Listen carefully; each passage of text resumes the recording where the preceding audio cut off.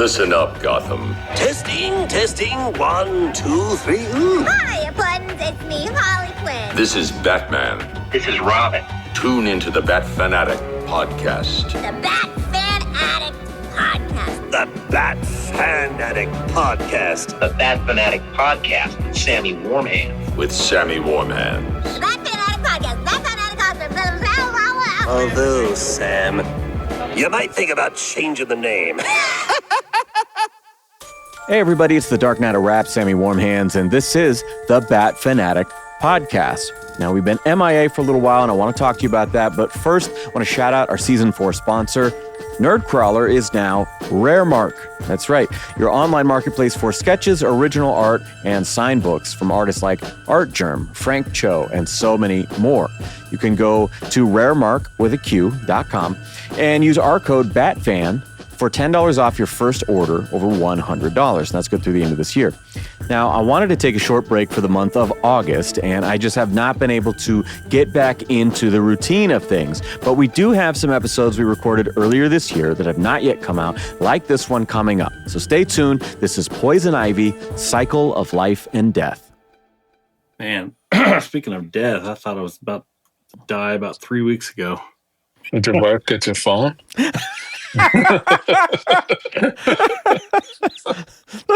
This is going to be a good show. Oh, fun times. As you can tell, I'm still not 100% over it. And the more I talk, the more I cough. So I have a cough drop in, which sucks because my job is literally talking all day. People on the phone all day. Yeah. Man, speaking of Texas, someone posted on Reddit yesterday, finally found this omnibus, right? In Denton, Texas. A guy comments on there like, oh, is it at, I think it's called Recycled in the Round or Recycled in the Square or something like that. He's like, yeah, that's one of my favorite spots. And I thought, I went to a bookshop in like the town square of Denton on tour almost 15 years ago at this point. And I Googled the name. And sure enough, it was the same place. I'm like, oh, that was a cool, like, what was the name? You know, memory flashback. I think it's called Recycled in the Square. Yes, still there. There's a story about when we went to that place in one of my books too. I was like, oh, that's funny. I haven't actually like had a visual of it since then. Still there. Well, so let's do the damn thing, huh? I thought it was a good book. Oh, really? We're jumping all the way into that, huh? Yeah. Hey, I mean, this is 6 books. Can we do like the abridged recap? I mean, there's not a whole hell of a lot going on there. Yeah, there's right? not. I was very impressed when I was doing this. I'm like, wow, that issue was like 2 paragraphs of notes. That's cool. I know. Yeah. All right. First of all, this is kind of weird because we're planning already for a long time now to welcome Grumps to the team.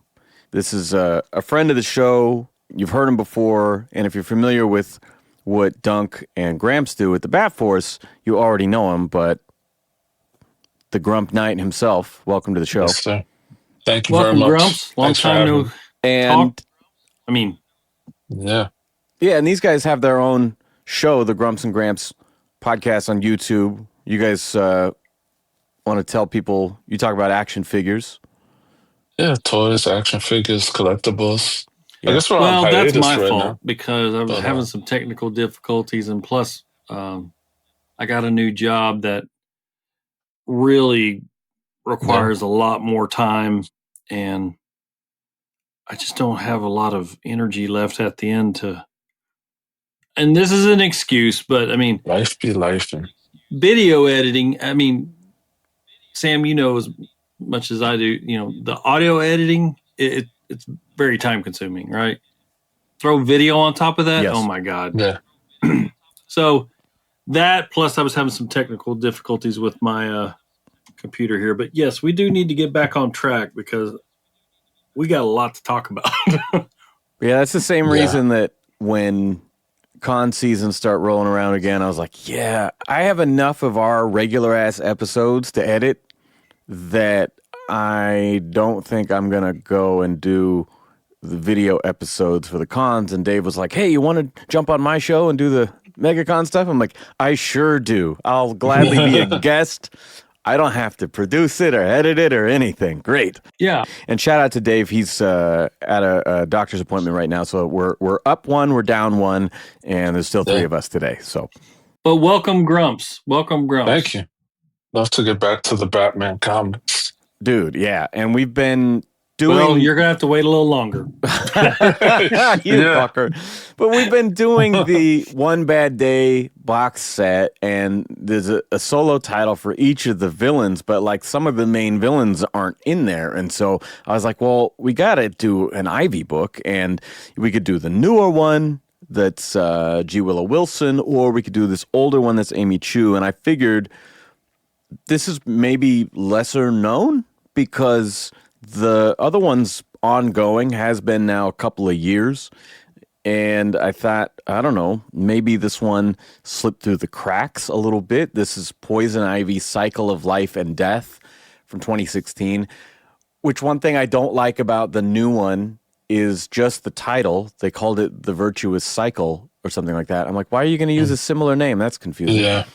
But it collects issues 1 through 6. It's written by Amy Chu. I got to meet her a few years ago and chat at Emerald City Comic Con about this book and get my trade signed. So that was cool. This, to my recollection, this was pencils by Clay Mann, inks by Seth Mann. But I was surprised that as the issues rolled on, there's actually a lot of hands in this. So forgive me a moment, but pencils by Clay Mann, Steven Segovia, Robson Ruca, Julio Ferreira, Ethan Van Sciver, Al Barrionuevo, and Cliff Richards. That's just the pencilers, my God. Yeah. Inks by Seth Mann, our pal Jonathan Glapian, Art Thibert, Dexter Vines, Scott Hanna, and Cliff Richards, who I can assume inks himself. And then one colorist. This is what ties the whole thing together. And I think when we look back at like older runs like Nightfall and Adrian Roy colored everything.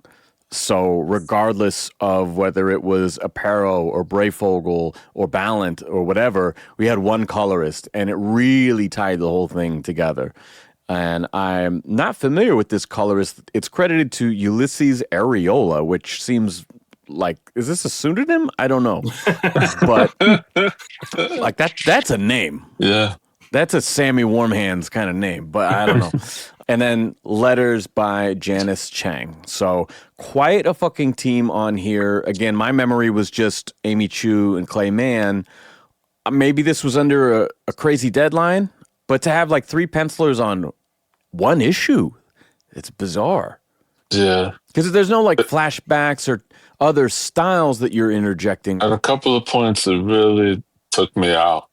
I was like, oh, this is what we're doing? Because these pencils are not the same as 2 pages ago, and this is like drastically different. So that's funny because I thought it felt pretty consistent. It was pretty on model the whole time. There was subtle differences, but it didn't really bother me. But both you and I have read this before. Gramps, was this your first time?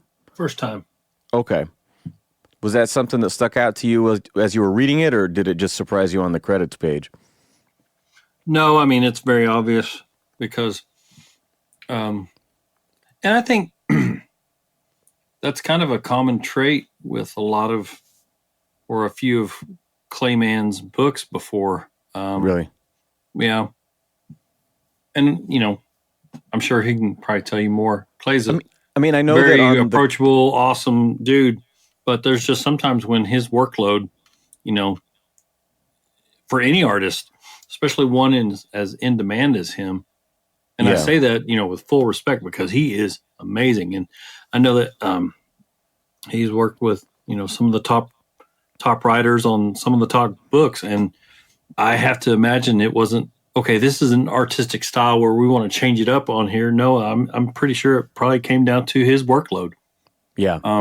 Well, the same thing did happen on Batman Catwoman, now that you say that. Right. I think after about 7 issues, it switched for a bit, and then I think he took it back again. Yeah, and I mean, it's not a knock on the artist at all because, I mean, the time it takes to put in quality work. You know, we've talked to Clay a couple of times on the Bat Force podcast and in person a couple times too. And you can see the level of effort he puts into his pages. Yeah. He's a guy that, to me, as talented as he is, he still has some anxiety about his own work, which is very common with a lot of top talent in a lot of fields, not just comics. I mean, creative. I call it people in lead general. singer syndrome because Sure. a lot of your lead singers in bands and stuff, they still are so insecure about themselves, even though they are amazing. And Clay kind of fits into that role, and he scrutinizes every page that he puts into. But then when he's done, you're like, oh, wow, this is amazing. Yeah. Because, you know, especially I like the fact that he was on this book from the jump because, and don't take this as a vulgar way at all, but I mean, he is really good at drawing females. That first issue alone, we get those big splash pages of Ivy and then of Harley. And I actually turned it to my wife and I was like, I think Clay really likes drawing women's legs. Look at these shots. Yeah. I mean, well, the fact is he lives in Florida where, I mean, you know, it's a sunshine state. So, you know, he's probably around women at He's beaches just all the looking time. out the window. Is that what you're saying? Just going to get some coffee. But yeah, I mean, he's a guy that from the jump, I was like, okay, yeah, this would be a perfect title for him to flex his artistic style. And so when there was kind of a change for a few pages, it doesn't throw you off, but you know it's different. And then you come back to his pages and there's that stark contrast. And they're like, okay, it's funny how when an artist starts a series and then there's a change, you're almost like, oh, and you feel kind of let down. And then they come back and you're like, yes, there it is. Yeah, exactly. That's kind of what it felt like. You kind of get married to that artist and you want to see it all the way through. And it rarely happens in comics, but I mean, it's like television too.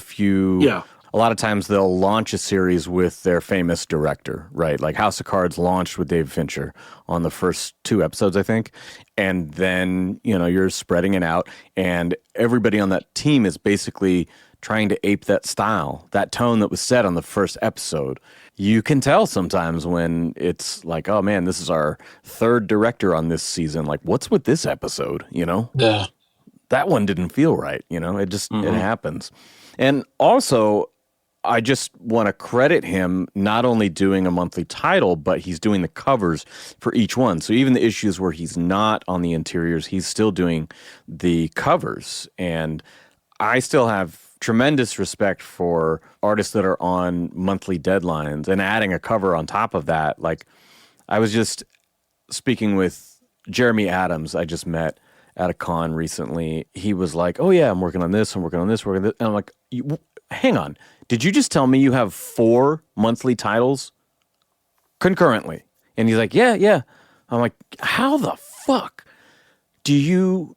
He's like, yeah, it's a challenge, man. But like 4 monthly titles, that's insane. Some of these artists work in 12, 15-hour days to deliver these things, man. Oh, I know. It's a grind. And we just like, I didn't like this issue, man. It was fucking... Like, these guys are working their fucking sacks off.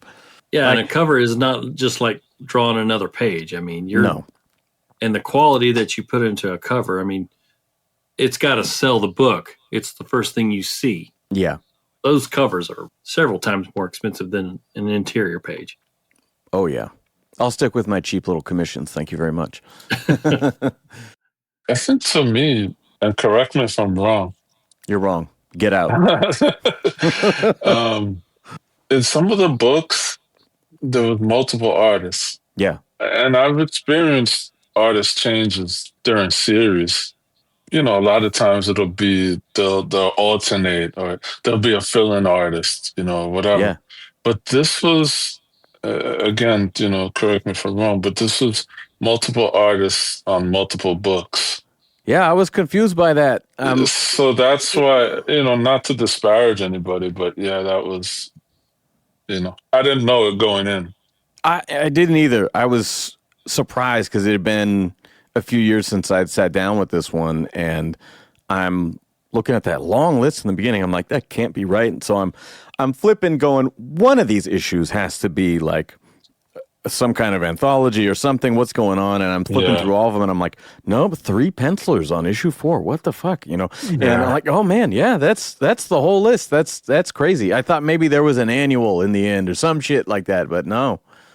The only time that I've really seen that made a lot of sense is like they would have one artist as the main story plot, and then a second artist is telling kind of like a backstory back in time or something like that. But this one, it's a very linear story, and some of these artist changes are mid-story. Yeah, it's not done in a purposeful way. I mean, we talked a long time ago with the old guys about James Tynan's detective run, and he used that very effectively, breaking up artists for, like almost like, okay, now we're going to flash back and it'll look like a period piece or something. And so we're going to bring in someone who's totally different. And it made sense story-wise. And this one is just like, holy shit, we got to get it out. We got 2 more pages. Ask that guy, These artists have lives too, and things come up all the time. Sure. And, this was my introduction to pretty much everybody on this book. Obviously, Glappian, but like, I hadn't read Clayman before. I hadn't read so many of these creators before. Obviously, Scott Hanna has been around forever, but like, I hadn't read a lot of these people prior to this book. So this was certainly my introduction to Clay, which is, I think, why it stood out to me as like, oh yeah, this was him, because it made an impression just getting that first issue and going, holy shit. But anyway, let's jump into the story. Yeah. Book 1 opens in Africa as Dr. Pamela Isley discovers an ancient living fossil of a plant, that she calls it, and estimates it is thousands of years old.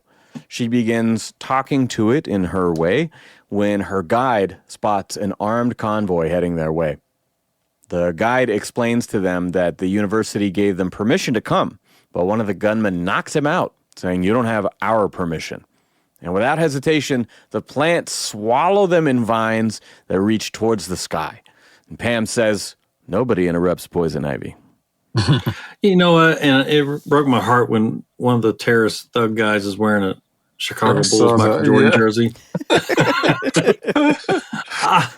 I was hoping Dunk could be here and I'd be bust on him for that. Well, maybe it's one of those where, like, they'll make all this merch for a certain event, right? And then, like, if your team loses or something, then it's like, it just gets shipped overseas and you get some dude in Africa wearing the, like, Super Bowl winners, and it's the losers, Yeah. Who knows?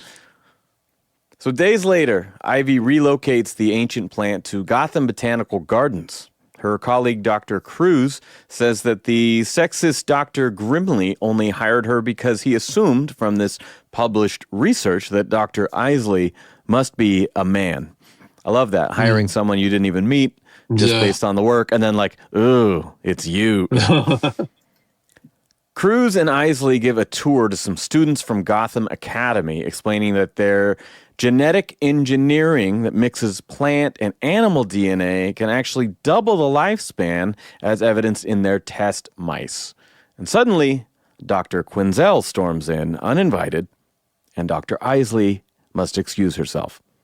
This was that other splash page I'm talking about. So we see Isley in the desert, wearing the cutoff shorts, right? And it got that kind of like lower angle of the camera, and you're drawing that splash page. And then here, Harley comes in. It's the same sort of a shot from Clayman. Love it. At a nearby bar, Harley is in full costume talking about how she doesn't like this new Ivy who's obsessed with her work. Ivy insists that she now has a second chance in the scientific community and seems pretty irritated that Harley picks a fight with some barroom bullies. Okay, stop real quick. Don't tell me what to do. You're not my real dad. So when Harleen comes into the laboratory, she looks very... I have a PhD, motherfucker. Yeah, she's, throwing her education around like it's just a free pass to boss everybody around. But, she's very normal looking, but then at the bar, she looks like she has like white body paint all over. Yes. She's part of the aesthetic. Fully suited up. I was like, that's a choice. Okay. Maybe it's Clay going, well, I only get to draw in this one issue. Can I do it? Can I do it? He drew her. He didn't color it. Well, yeah. But like to have her transform into full costume, you would kind of have to do the full thing. I don't know. Okay. Well, A lot of times I will look at a page and be like, that's just the creative team going, you think we can get away with this? You know, like, wouldn't that be more fun to draw than two people sitting at the bar? In fact, in the next issue, there's a flashback to this scene, and Ivy is in full Poison Ivy outfit in the flashback of this scene. Though here, when it plays out in real time, she's dressed as Dr. Isley. right. So, this book is like 9 years old. yeah. In the beginning, I got the feeling that this was a changed Poison Ivy. So 2016, I think, was when Rebirth happened. So this is definitely, they're taking some liberties of, okay, we're going to go in this direction with her now. Well, yeah, it's already known, and by this time she's already become part of the green with Swamp Thing. Right. And they'd already kind of, what's the term that they like to use? Character development.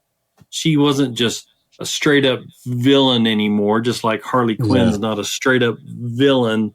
They're more of anti-heroes. And I hate that word because to me, anti means against. Yeah.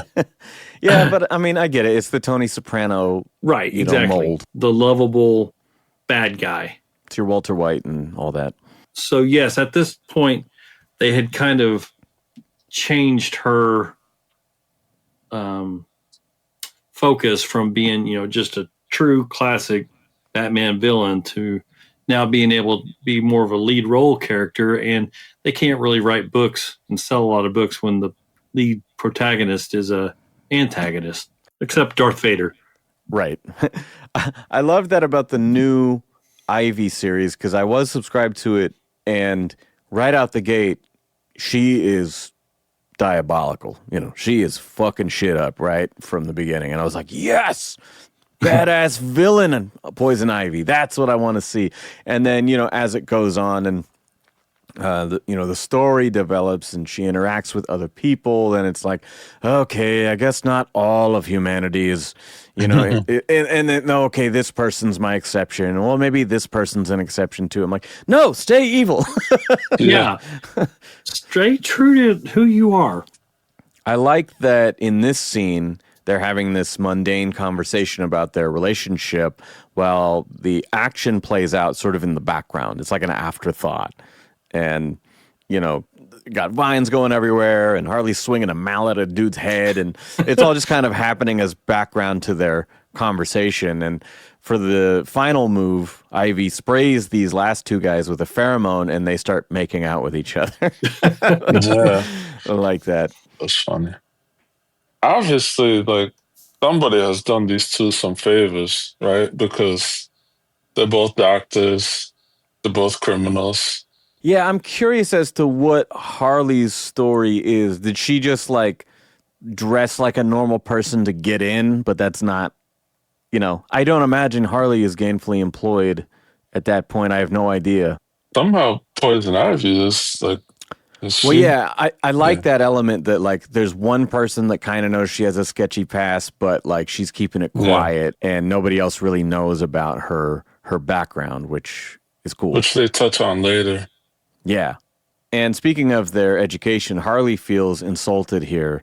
Ivy thinks she's smarter than her. And then Ivy rubs salt in the wound by saying, well, I'm not the one who keeps going back to my psychotic ex-boyfriend. And, then Harley storms off, and I don't expect that we'll see her again, the way that ends. Ivy returns home to her plants, saying that she never fit in with the human world anyway. And this is a nice panel with photos of the Gotham City Sirens, as well as her husband and child, which I think is a reference to Batman the Animated Series, House of Garden.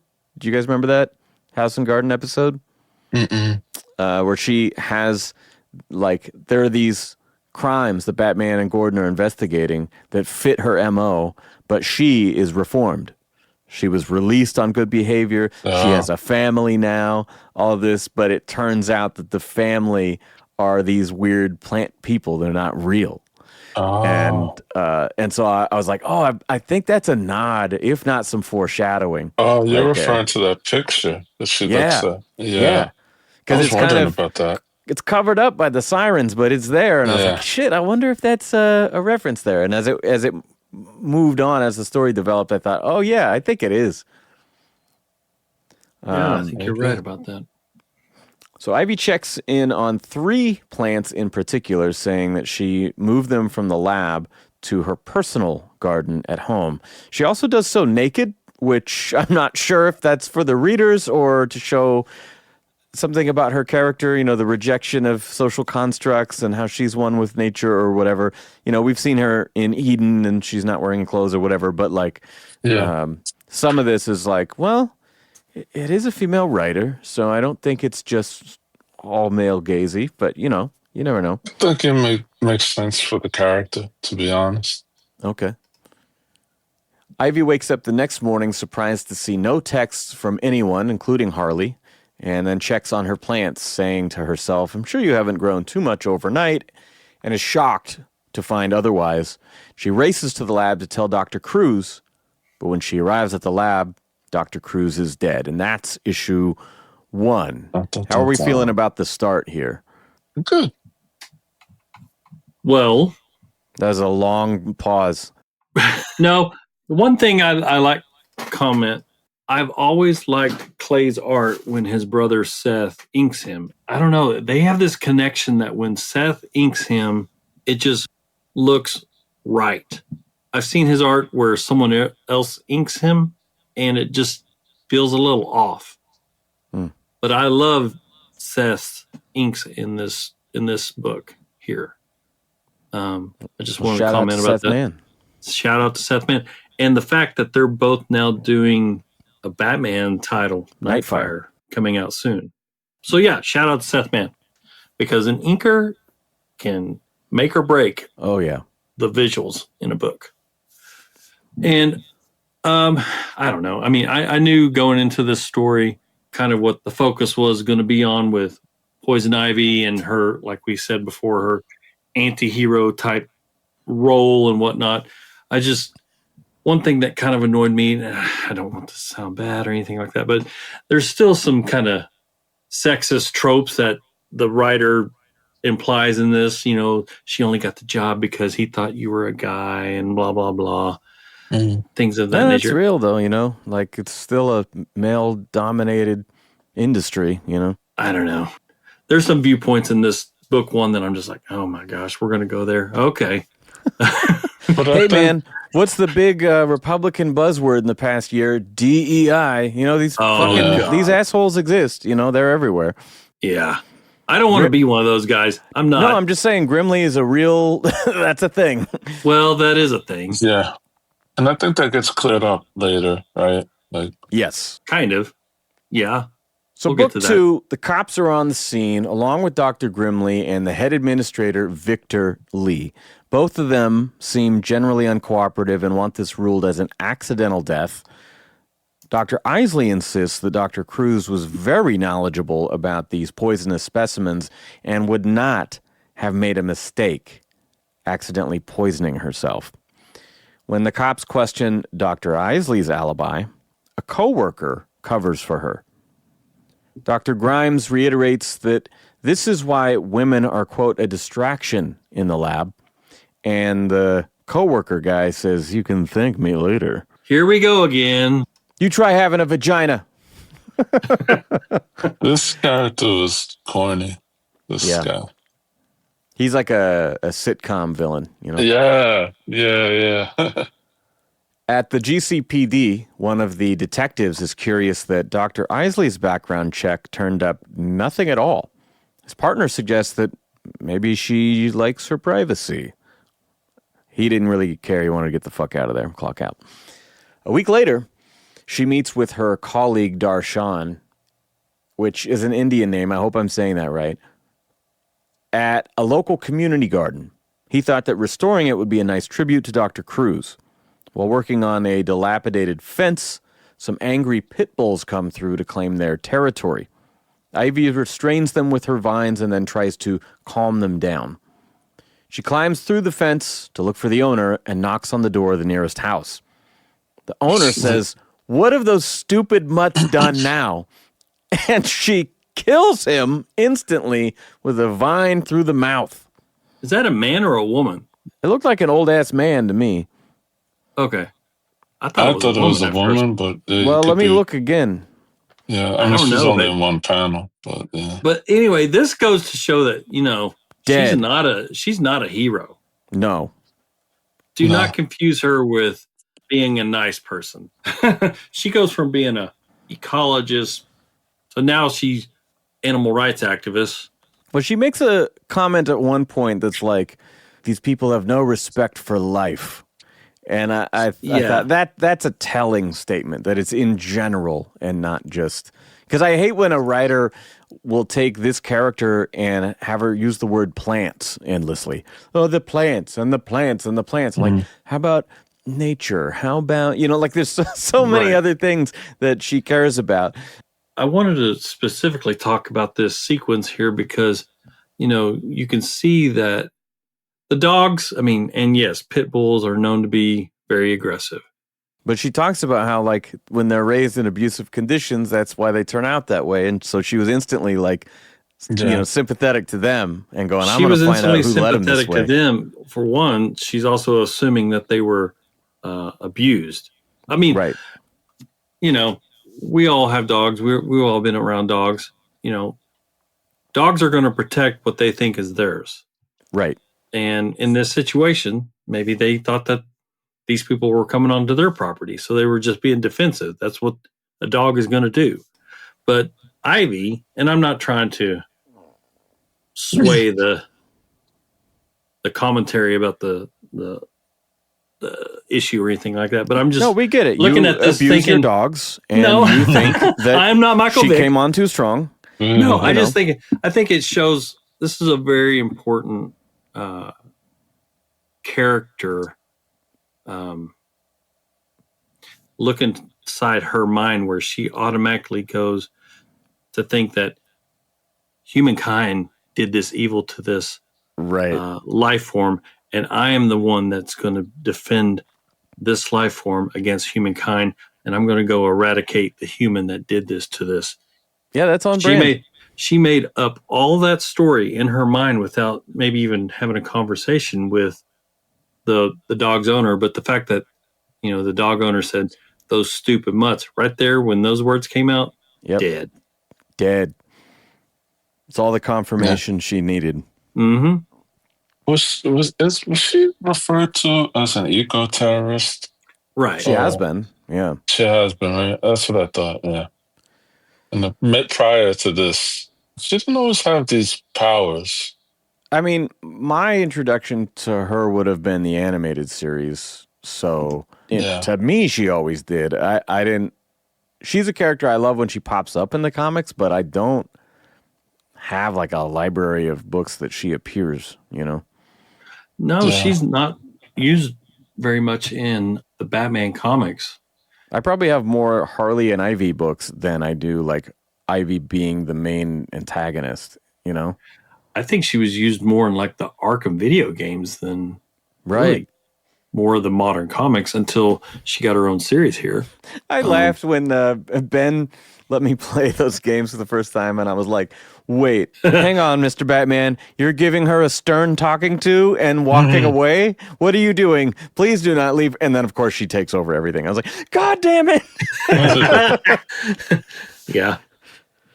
Back at the lab, Dr. Isley asks Victor if he really believes this story about Dr. Cruz making a negligent mistake.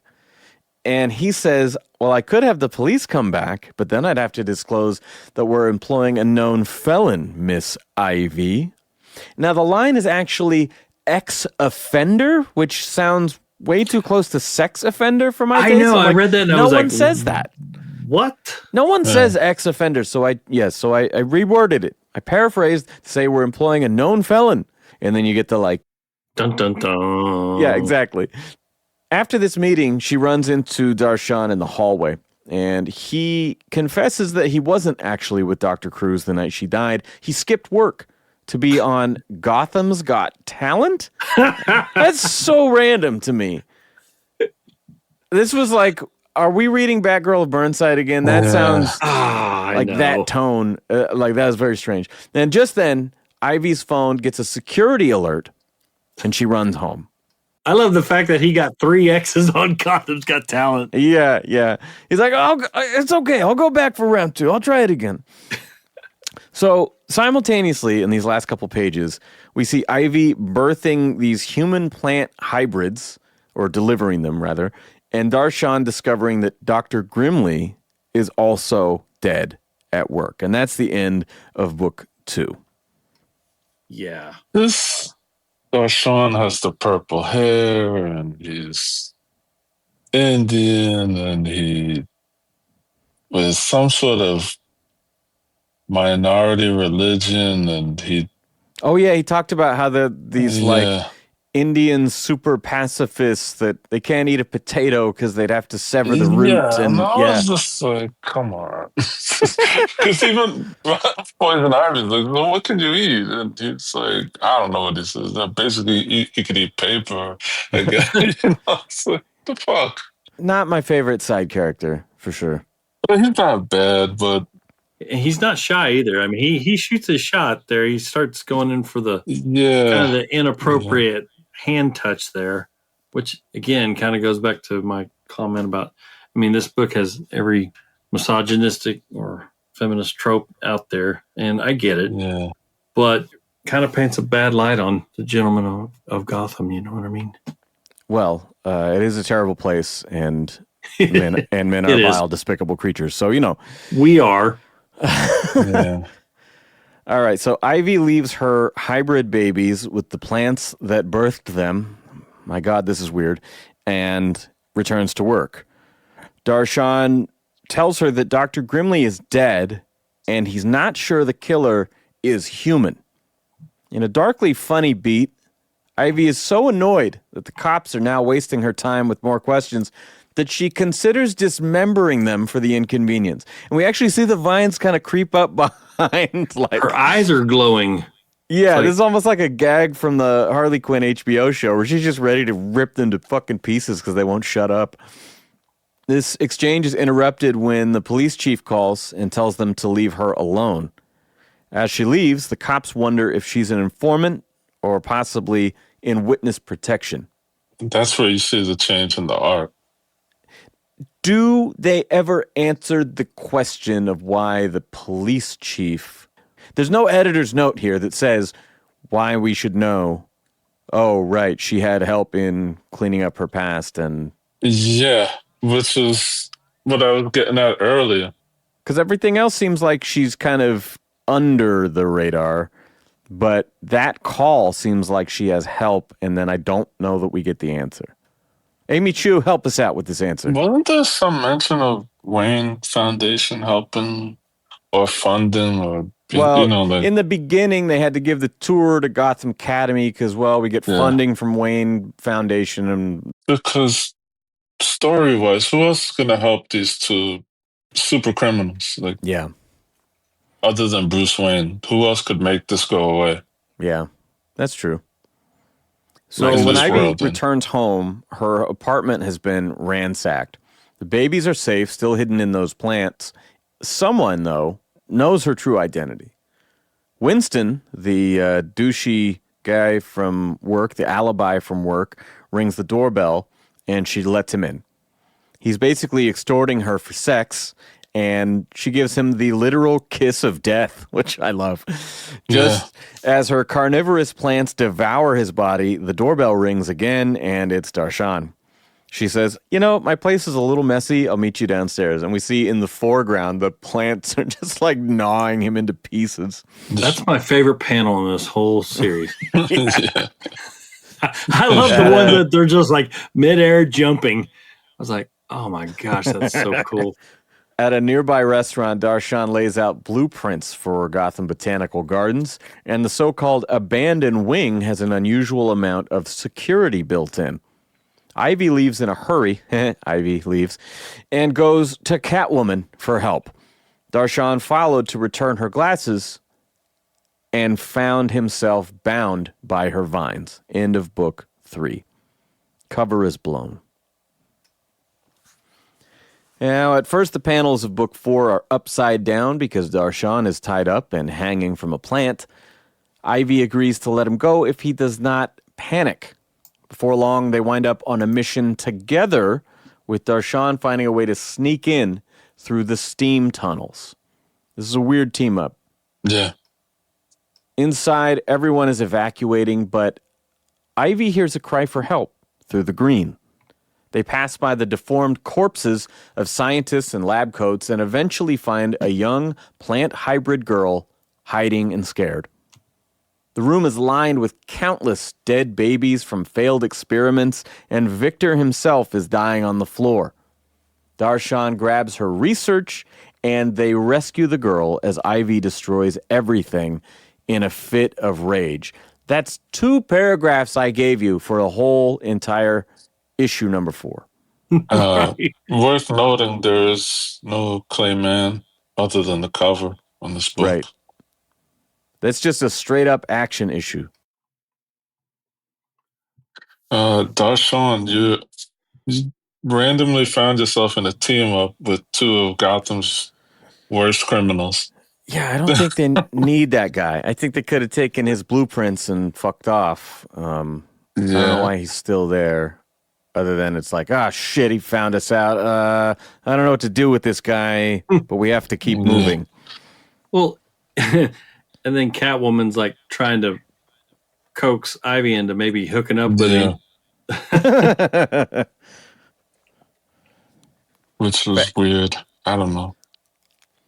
Fast forward a few months, and these hybrid girls are now in teenage form. Ivy's not sure how long they'll live, but their growth is accelerating rapidly. Darshan comes over with a karaoke machine, and he is their only human contact from outside the apartment. Poor girls. That guy? That's all you got? No. That night, the girls sneak out while Ivy is asleep. And I'm guessing this is Gramps' favorite part. Yeah. Searching for a karaoke bar, they wind up dancing on stage at a strip club. Again, this was not written by a man. They just don't know what they're doing. When a guy puts his hands on Thorn, because yes, all the girls have names, but they don't come up often enough for me to use them all. But a guy puts his hands on Thorn, she turns that hand to wood, and panic ensues. Cut to the cops that we met earlier, and they are the first to respond. Just as shit's getting completely out of hand, Ivy shows up to de-escalate the situation, which is an interesting choice, but she's trying to protect her kids. Like, hey, if you murder anybody, then you're going to have a big fucking target on your head. Imagine just going out for a night, and then all of a sudden this happens, and your hand gets turned to wood. I mean... Well, that guy had it coming. I don't know about the bouncer, though. The bouncer was like, hey, you girls got ID? And they just, swallow him in a plane. They run it down his throat. Oh, my God. Did they? Yeah. Oh, that yeah, guy was just they doing did. his job. Oh, my gosh. Ivy puts the girls in a timeout plant cage and seeks answers from the green. There's some kind of disturbance in the force, I'll say, and a huge monster appears yelling, Isley! And she recognizes him somehow as Dr. Grimley. This is the end of book 5. Looks just like him. Moving on, last issue coming up. Grimley spent a lifetime searching for the secret to immortality, like Ra's al Ghul. And when diagnosed with cancer at 83, he used stem cells from Ivy's sporelings, as they call them, to inject himself. Dr. Cruz discovered this secret lab from some of the paper trail, and so he poisoned her. But the regenerative properties of the stem cells also regenerated the cancer cells. So now he's after the sporelings again to extend his life once more.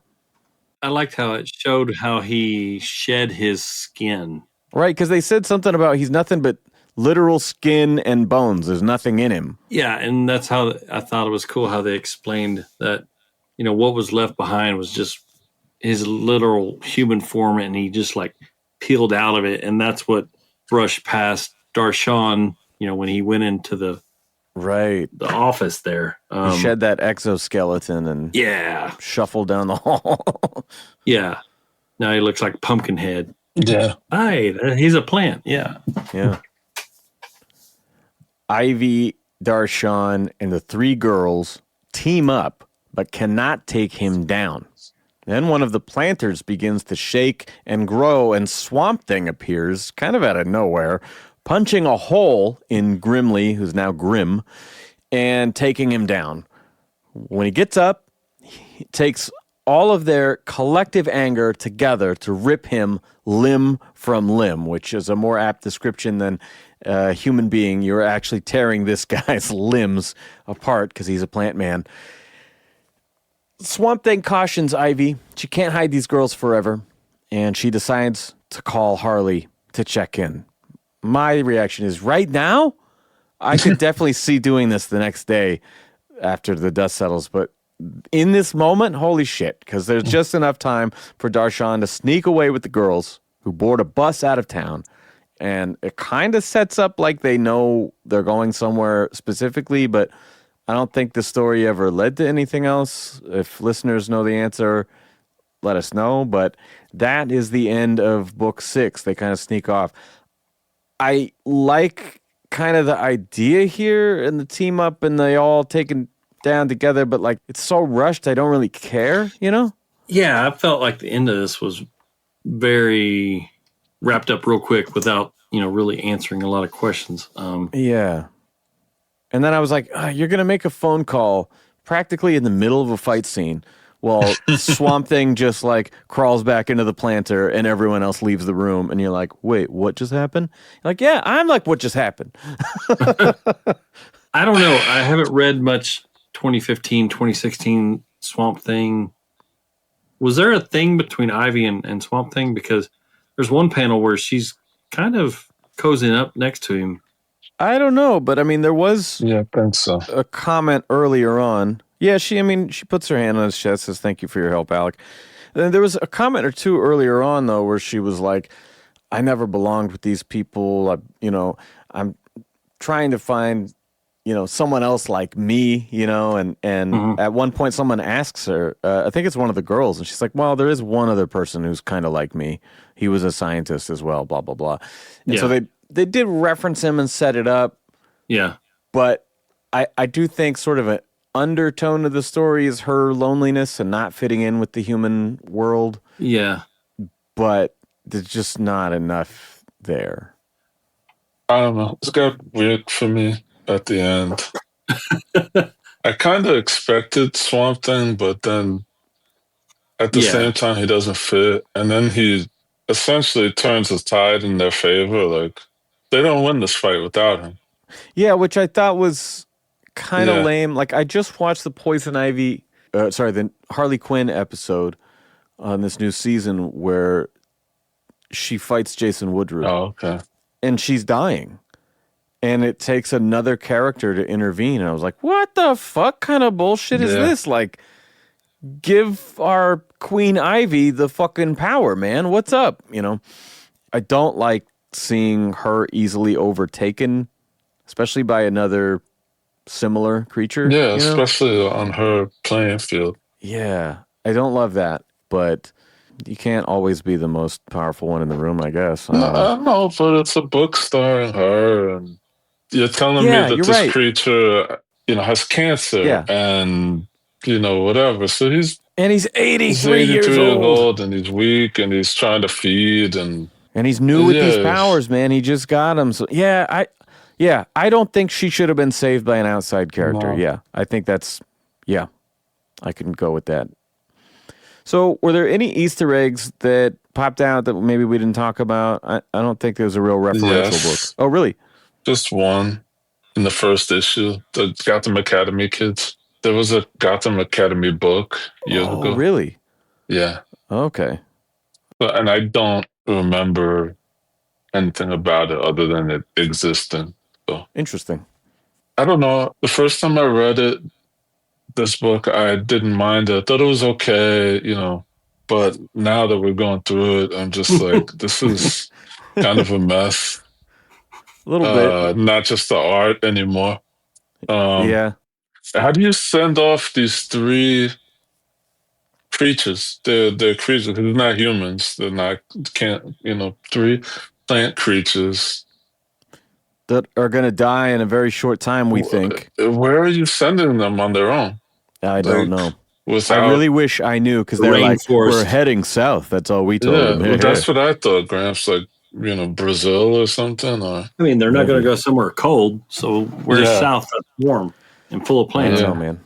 But how, like, even in 2016, 15, whatever, how are they traveling with, they're getting on a bus? So, no IDs. And Yeah, I don't know. I don't know either, man. I don't need every little thing explained, but I thought that is like, all right, what are we doing here? All right, well, let's talk about the pros. What did you like about the story?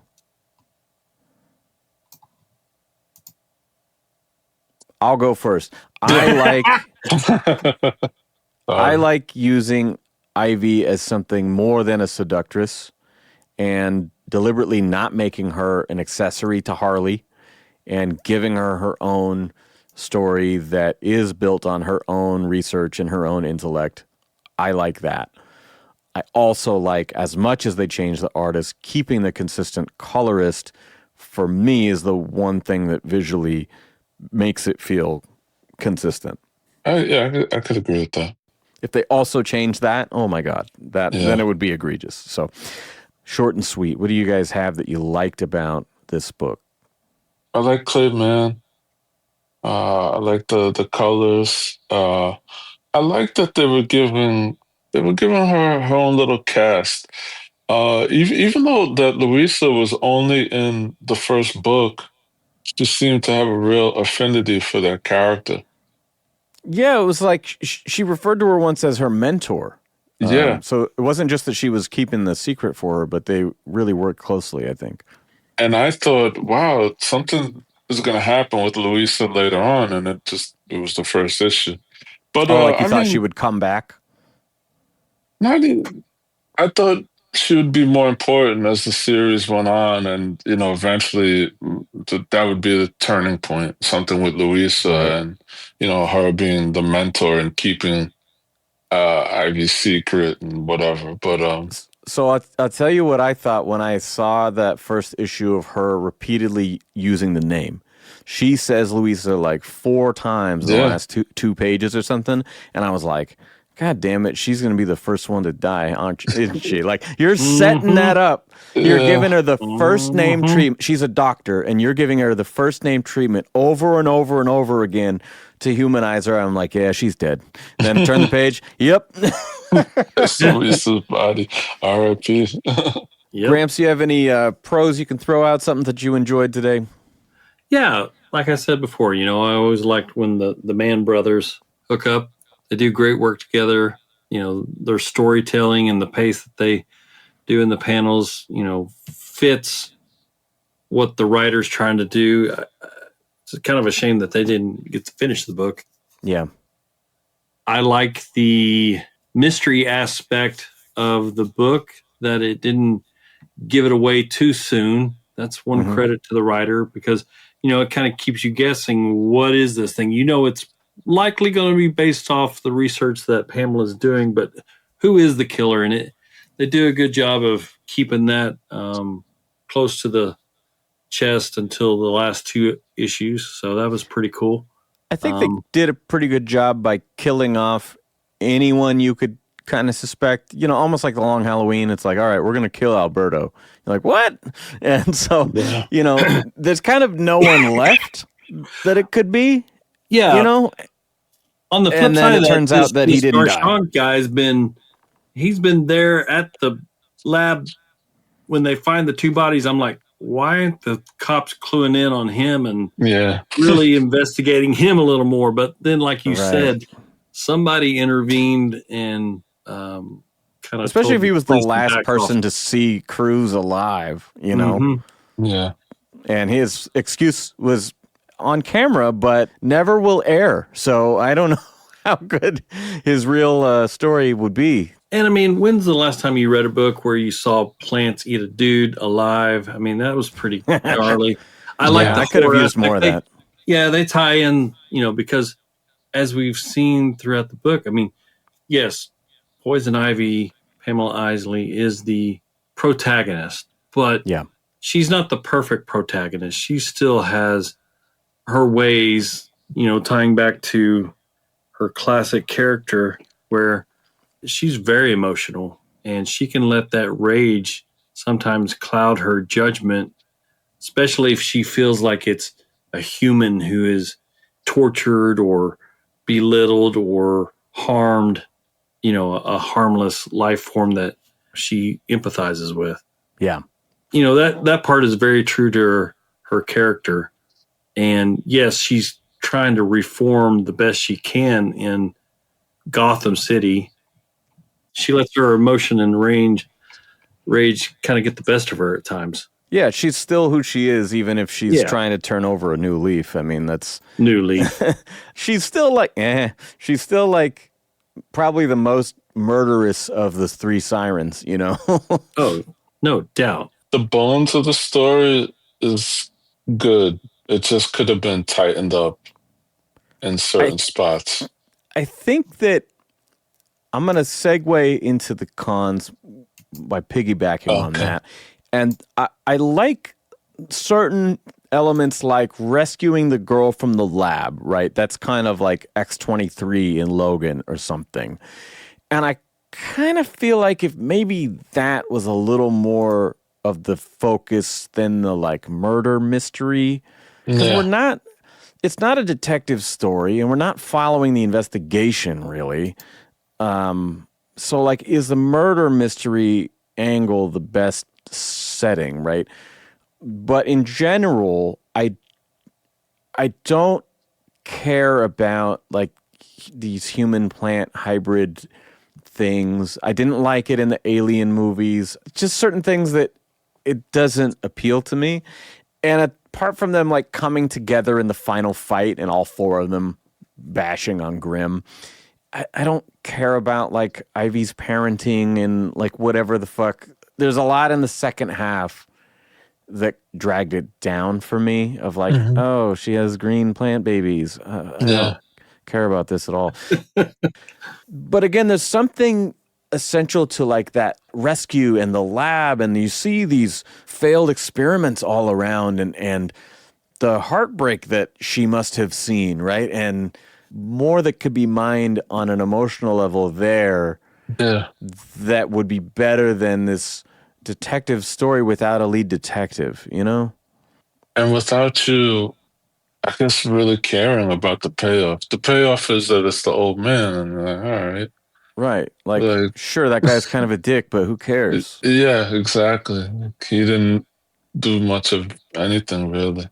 And the plant babies, like, all right, is this going to get out of hand? Are they going to be the problem in the end? No, they're not. They're just right. They kind of should have been, huh? like rowdy teenagers, and now they're being set. So now they're going to be a plant baby team or whatever in another book, maybe. You're right, because there's no like Jurassic Park moral to that story of like, just because you could, you didn't stop to wonder if you should. There's none of that. Well, Swamp Thing touches on it, I think, briefly. Like, he does. He does. He's like, you can't keep them fucking, captured here forever. Like, you're going to have to deal something with this. But, like, we never see any of that. Yeah. I definitely think there was a missed opportunity there. And that's kind of, as I was reading this, I was like, is that who the killer is going to be? Yeah. Is the experimental hybrids? Because, I mean, the covers kind of show you, a lot of the story. And I was like, oh, this is where the moral of this story is going to be is, you can't F with nature too much or it'll kind of overtake. And I was like, okay, which would be something that she should embrace. Right. It's like, I could see where the writer is going to flip this on Ivy and show her that, what you're doing is actually, I know what you want to do, but morally, it's not the right thing to do. Right. So that was kind of a missed opportunity, I think. And I was hoping that they would kind of go there, but they didn't. It kind of went Yeah. with the obvious thing, a guy named Grimly. And I was when I first looked at that, I was like, wait, that's that Simpsons character, right? I was like, oh no, that's Frank Yes. Grimes. Yeah, I don't know. It's easy to look back, on these books and kind of overanalyze them like we do. Here we are, 9 years later talking about this book. But Right. I was like, at the beginning, they made us so attached and they kind of developed, this relationship between her and her mentor. What was her name? Louisa. Yeah. And she was the first one to die.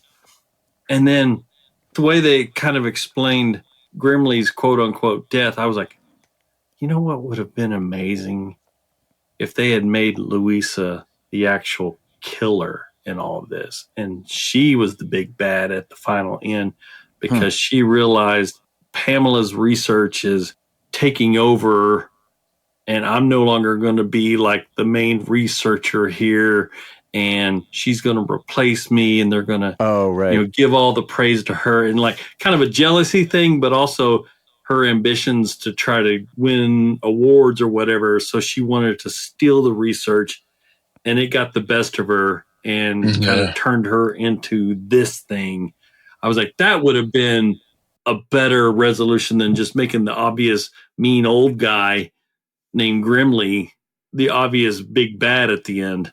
Yeah, it's interesting how with these characters in this setting, we've all kind of thought of, well, you could go in this direction, you could go in that direction. Like there's so many different things you could do to play in this sandbox and still keep sort of the core of it, but it's a pretty straightforward story. And nothing wrong with a straightforward story, but that's what we got. Do we have any other cons, anything that we need to point out? Well, I think we all mentioned it. The art style changed through halfway. Didn't really help the story. You could just look at it and there's just such an obvious difference between, the pages drawn by these other, I'm going to call them guest artists versus Clayman. I mean, I'm just looking at one where in the middle of the book, it shows where like, the cop he's on his phone and she's got her glowing green eyes about to kill him. And then he hangs up the phone. And he's like, okay, we're leaving. We're done. And then the next page is like, it's a Clayman page where she's holding the two babies and that big monster is overlooking them. I mean, just the stark difference in the styles and the way that Clay leads your eyes, from looking at Isley to this big monster. I mean, it's just a different level of storytelling with his art.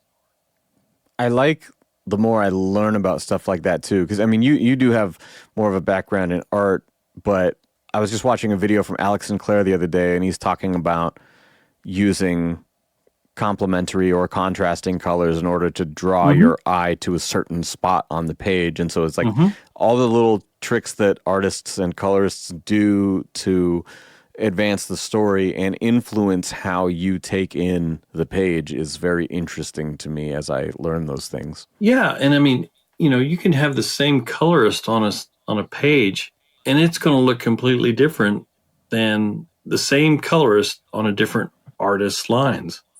Right. I mean, the penciler switch between some of the books is a little But it was a shame jolting. they didn't come back for the last book. Yeah. Well, let me ask you about something we haven't talked about. Did you guys like that they changed the artist midway through? Beating that horse. Yeah, that horse is dog food now. Any other cons? Anything we didn't get to? No, not for me. I don't like the creepy flirting in this book.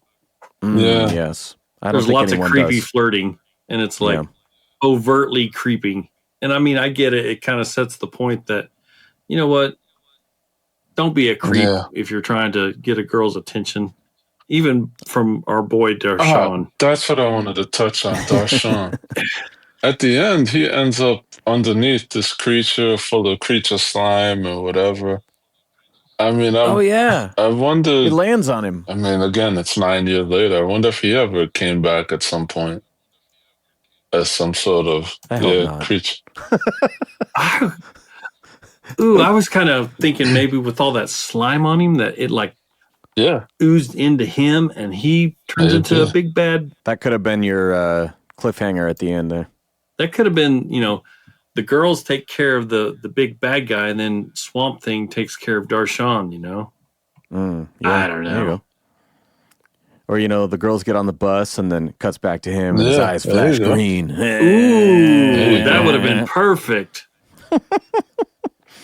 All right, so as we get into our rating, I'm going to read a text from Dave, who could not join us today. He said, Poison Ivy is a 3.5 out of 5.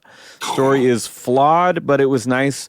Change of pace for Pam, more about her trying to be better and find her purpose. I'm going to skip ahead a little bit. He said, great issue with number 5, Darshan becoming the Charlie's Angels BFF. He thought that was funny. Said he needs a Clayman Poison Ivy sketch ASAP. Only issue I have is the ending, which felt rushed in issue 6. We kind of knew who the guy was going to be, but Swamp Thing for the win makes me want to read more Swamp Thing with Poison Ivy as a combo. So yeah, that's a 3.5 from Dave, who could not appear today. I was about a 3.5 as well because I find it generally enjoyable, but I think I'm going to settle on a 3 myself. Because, it's one I've had and I've read a couple times and I'll read again, but, it's not outstanding or anything. What do you guys think? I know me and Dave can be a little more generous sometimes. This is one of those times you're being a little more generous. I would say 2.5. And again, to touch on what you said, I couldn't see going back to reading this. Yeah, I mean, it's been a lot of years. Not because it's that bad, because it's mediocre, and then it's not even the Clayman art through the whole way that's going to bring me like, all right, the art is good, I'll go back. Right, yeah, I really had forgotten that, man. Yeah, 2.5 for me. That's fair. Gramps, no negative numbers, please. I'm just happy that I get to go back to my Polanskis. Yes, your Ben Polanski scale. You guys are all a lot more generous than me. Okay. Sorry, I like reading these books, you fuck. The only time Batman was in this book was like, I don't know if it was a billboard whenever the girls were walking down through Gotham. Yeah. There's Batman in the background right under a BB Burger sign. We're doing a villain season, man. I'm sorry. He's like, we're doing all these fucking other characters, and we're doing the fucking Superman movies. God damn it. I know.